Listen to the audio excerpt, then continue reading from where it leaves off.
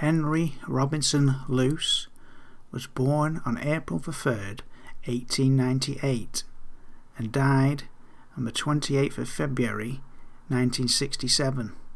He was an American magazine magnate who was called the most influential private citizen in the America of his day. He launched and closely supervised a stable of magazines that transformed journalism and the reading habits of millions of Americans. Time summarized and interpreted the week's news. Life was a picture magazine of politics, culture, and society that dominated American visual perceptions in the era before television. Fortune reported on national and international business, and Sports Illustrated explored the world of sports. Counting his radio projects and newsreels, Luce created the first multimedia corporation.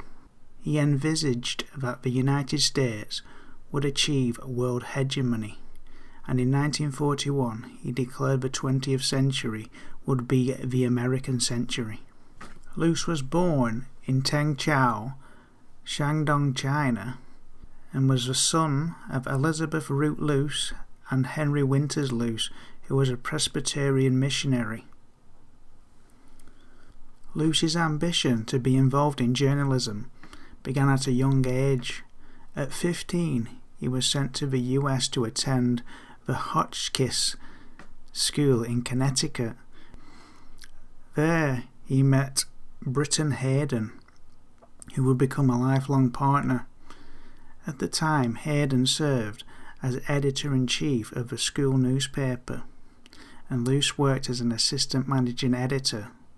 Both went to Yale College, where Hayden served as chairman and Luce as managing editor of the Yale Daily News. Luce was also a member of Alpha Delta Phi and Skull and Bones. After being voted most brilliant of his class and graduating in 1920, he parted ways with Hayden to embark for a year on historical studies at Oxford University, followed by a stint as a cub reporter of the Chicago Daily News. An opportunity that was obtained through a contact of Nancy Fowler McCormick. Mrs. McCormick married into the wealthy McCormick family, the same family Chicago Tribune owner Robert McCormick of the America First Committee and founding of the American Security Council was a part of. Mrs. McCormick's son, Harold, married Edith Rockefeller, the youngest daughter of Standard Oil co-founder John D. Rockefeller. At the Daily News, Luce worked as an assistant to Ben Hecht, that is spelt Hecht. Hecht was a screenwriter, director, producer, playwright, journalist and novelist. A journalist in his youth, he went on to write 35 books and some of the most entertaining screenplays and plays in America. Hecht also became known as a Jewish activist and Zionist propagandist, supporting the Irgun terrorists in Palestine and having a close relationship with the Bergson Group. In December 1921, Luce rejoined Britton Hayden to work at the Baltimore News. Recalling his relationship with Hayden, Luce later said, "Somehow, despite the greatest differences in temperaments and even in interests, we had to work together. We were an organization. At the center of our lives, our job, our function. At that point, everything we had belonged to each other." Nightly discussions of a concept of a news magazine led Luce and Hayden, both at age 23, to quit their jobs in 1922. Later that same year, they partnered with Robert Livingston Johnson and another Yale classmate to form Time Inc. The omitted name from the Wikipedia entry is Henry P. Davison Jr. Davison Jr. was a fellow Skull and Bonesman, and more importantly, his father was Henry P. Davison, a senior partner at J.P. Morgan, the most powerful commercial bank in the United States at the time. Junior persuaded his father to invest money in the magazine. Davison Sr. was present at the 1910 Jekyll Island meeting to establish the Federal Reserve System and was a member of the Pilgrim Society. Davison introduced Luce to fellow partner Dwight Morrow, who also bought stock in the company. David Ingalls, who had married Louise Harkness, the daughter of William I. Harkness, a leading figure in Standard Oil. He had recently died and left over $53 million to his family. Louise used some of this money to invest in the magazine. By the summer of 1922, Haddon and Luce had raised over $85,000 from 69 friends and acquaintances. Other members of the Pilgrim Society, who were key co-founders and financiers of Time magazine, included J.P. Morgan partners Thomas W. Lamont and Dwight Morrow, as well as the Harriman and Harkness families. Among the Pilgrims that held senior positions at Time magazine were Paul Gray Hoffman of the OSS and the CIA, Philip G. Howlett, William J. Cross, Hedley Donovan, Donald M. Ellerman, Jr., George A. Hurd, Roy E. Larson, Samuel W. Meal, and Frank Pace Jr. To top things off, Henry Luce III became president of the U.S. Pilgrims in 1997.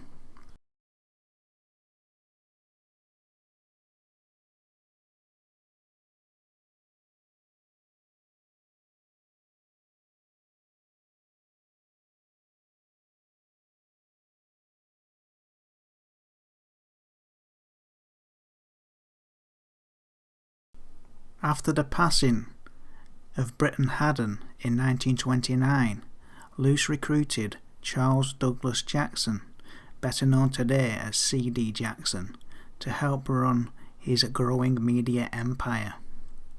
In the wake of the exposure of a business plot of 1933 by Smedley Butler, Time published an article smearing Butler and attempted to discredit him with a headline, "Plot Without Plotters." This isn't surprising considering Time's close association to J.P. Morgan and Wall Street. Gerald Maguire was the only figure identified by Butler who testified before the committee.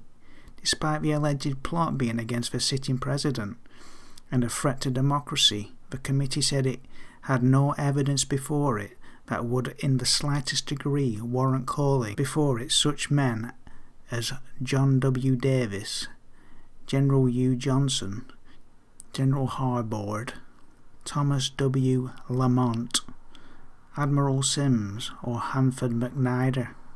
Lamont was a J.P. Morgan partner and investor in Time magazine, so you can understand why Time would assist in smearing Butler and covering up for the plotters of the coup. According to researchers who have studied the subject of the 1933 business plot, of the business group factions involved, the Morgan group preferred General Douglas MacArthur as their general of choice to lead the coup against FDR. This was due to MacArthur's association with J.P. Morgan partner Edward T. Stottsbury. However, due to MacArthur's opposition to the demand by veterans for immediate payment of their bond debts to assist their families and boost the economy, and the fact that MacArthur was widely criticised in mid-1932 for sending regular troops to oust the bonus army of veterans from Washington, MacArthur wasn't viewed as a popular choice for the other factions involved in the plot. It's important to note that the plotters planned to use the bonus army in their coup due to their opposition to FDR's war bond policy, whereas Butler had spoken out on behalf of the veterans and given speeches to the protesting veterans, and was also seen as a leader of the people.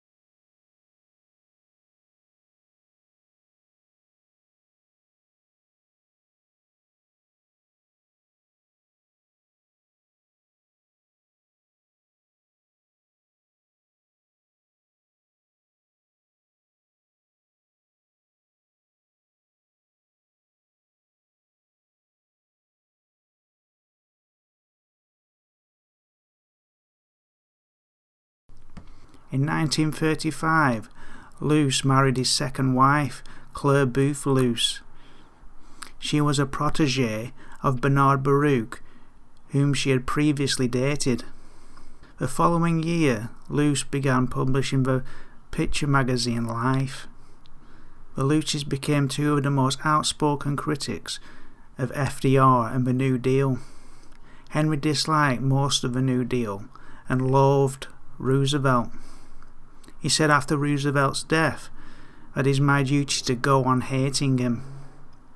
In 1940, Luce allowed Jackson to organise an anti-isolationist propaganda group called the Council for Democracy.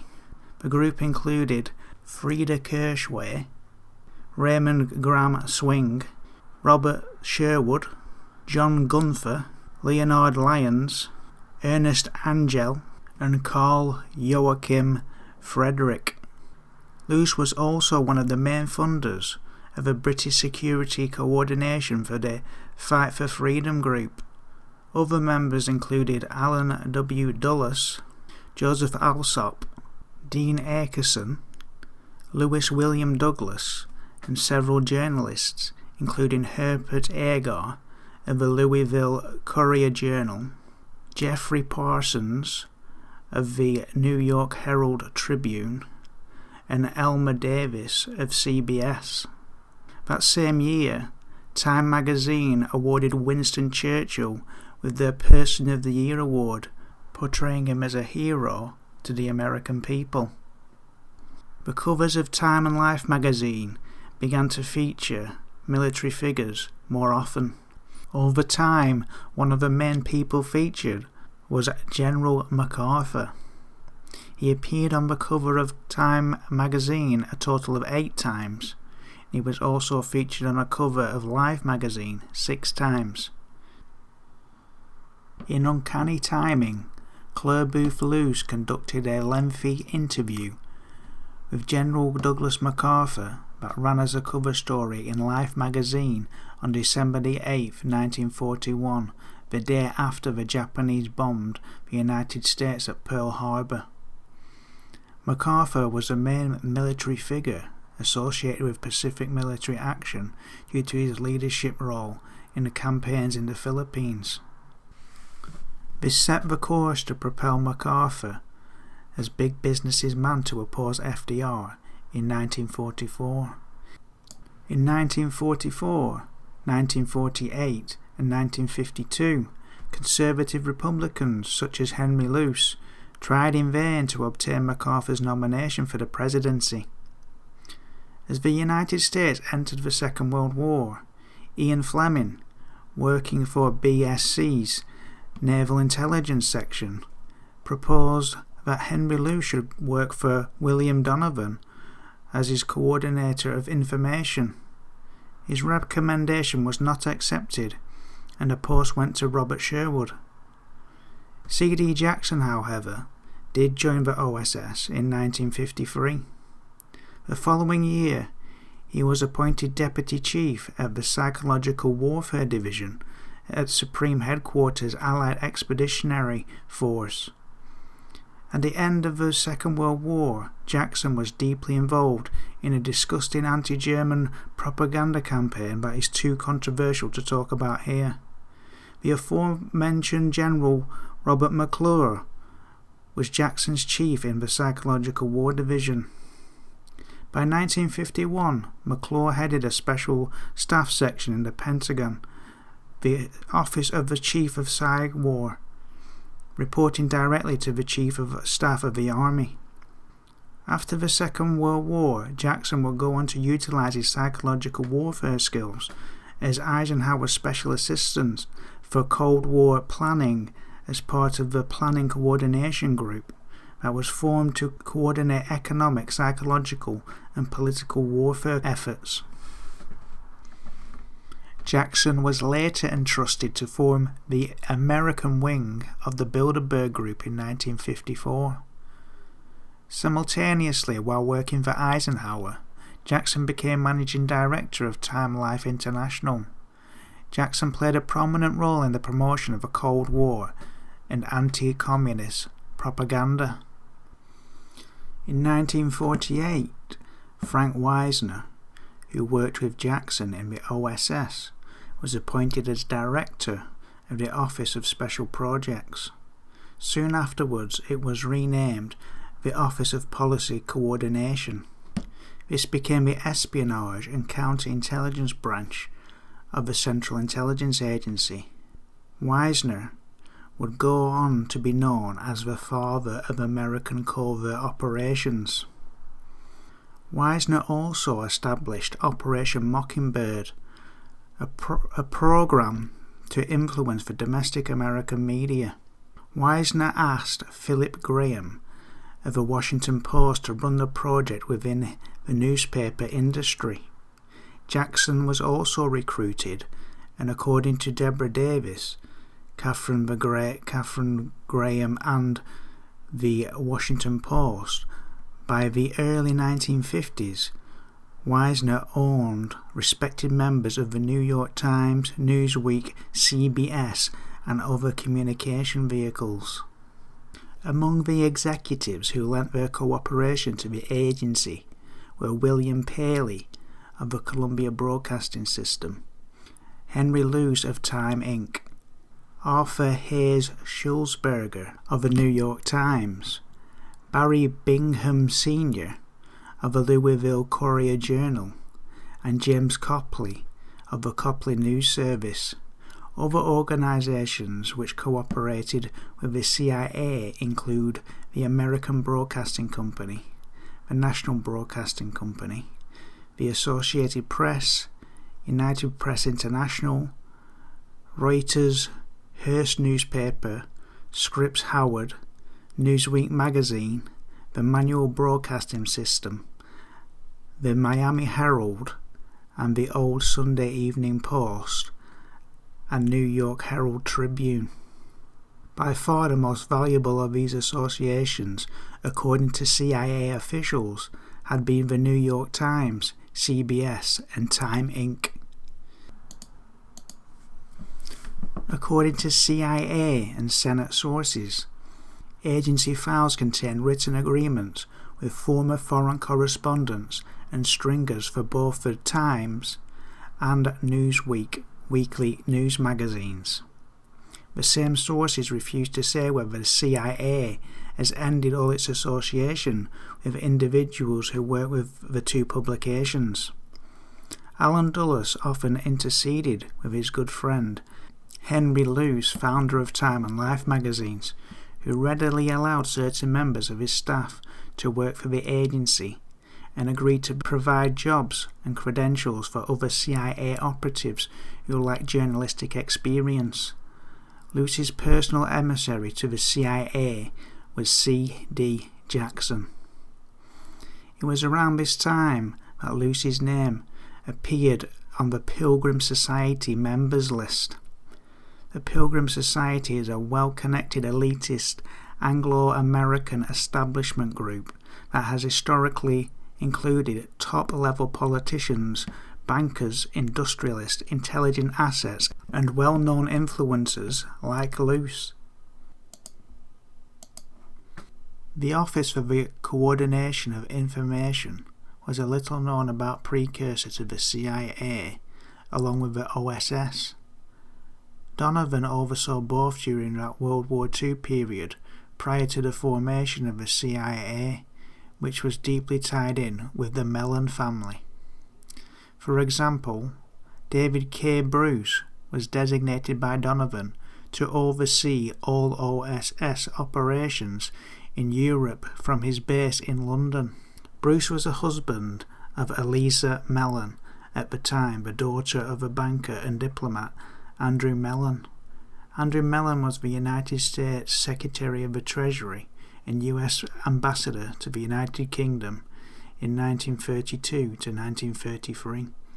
Bruce and Mellon were both members of the Pilgrim Society as well.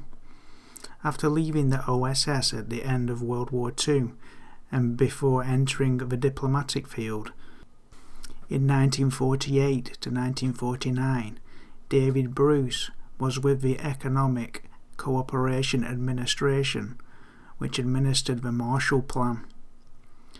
Both families played a significant role in post-World War II Europe with the Marshall Plan and Mutual Defence Act, which led to the formation of NATO.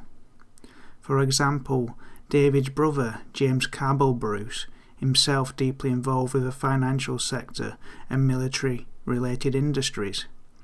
James was the director of a Mutual Defence Assistance Programme, a forerunner of NATO.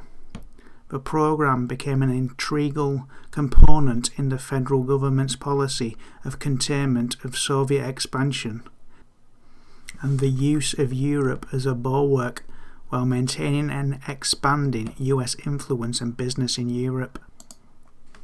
The Mutual Defence Assistance Act was the United States Act of Congress signed by President Truman on the 6th of October 1949. For US foreign policy, it was the first US military foreign aid legislation of the Cold War era, and initially to Europe. The Act followed Truman's signing of the Economic Cooperation Act, the Marshall Plan, on April 3, 1948, which provided non-military economic reconstruction and development aid to Europe. The 1949 Act was amended and reauthorized on January 26, 1950. In 1951, the Economic Cooperation Act and Mutual Defence Assistance Act were succeeded by the Mutual Security Act and its newly created independent agency, the Mutual Security Administration, to supervise all foreign aid programs, including both military assistance programs and non-military economic assistance programs that bolstered the defence capability of US allies, US military-industrial complex supplying the weapons at taxpayers' expense. The MDAA allowed for a modernisation program of US armed forces equipment post-World War II and continued the growth of a military-industrial complex with military aid to Europe. About the same time, the Mutual Defence Assistance Control Act of 1951, also known or referred to as the Battle Act, was also passed. It banned US assistance to countries doing business with the Soviet Union and was so named after its sponsor, Representative Laurie C. Battle of Alabama.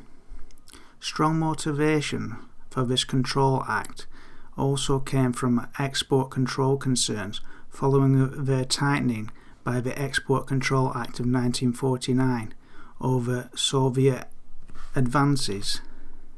Export controls were used for both domestic policy and later as an instrument of foreign policy. This is exemplified by the restrictions on exports of certain strategic or military items to the Soviet bloc or to other countries which it felt, if permitted, would be detrimental to the foreign policy program of the US.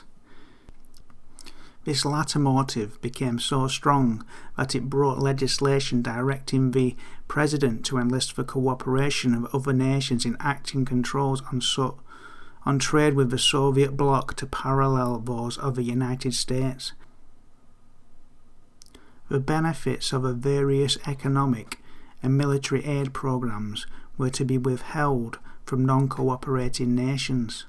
The Act covered a wide range of materials needed for the production of weapons and was especially focused on anything that could aid atomic weapon research and construction.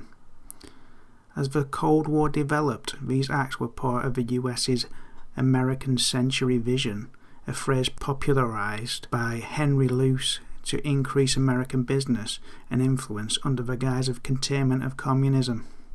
Maintaining a perceived threat from the Soviet Union and their allies were the key justification for these policies and military assistance. In Asia, the programs expanded with the newly established Maoist People's Republic of China and other areas, with the development of specific country missions, including ones in Austria, China, Ireland, and Trieste. The Mutual Defence Assistance Act created the Mutual Assistance Programme, which became an integral component in the federal government's policy of containment. This programme differed from the World War II era Lend-Lease programme in that it never needed refunding from the countries that benefited, quote-unquote, from any military assistance. Between 1950 and 1967, $33.4 billion in arms and services and $3.3 billion worth of surplus weaponry were provided under the programme. NATO. On the 4th of April 1949, the foreign ministers from 12 countries signed the North Atlantic Treaty at the Departmental Auditorium in Washington, D.C. Belgium, Canada, Denmark, France, Iceland, Italy, Luxembourg, the Netherlands, Norway, Portugal, the United Kingdom and the United States. Provision for enlargement was, however, given by Article 10 of the North Atlantic Treaty, which states that membership is open to any European state in a position to further the principles of this treaty and to contribute to the security of a North Atlantic area. Okay, now continuing with Henry Luce back in America.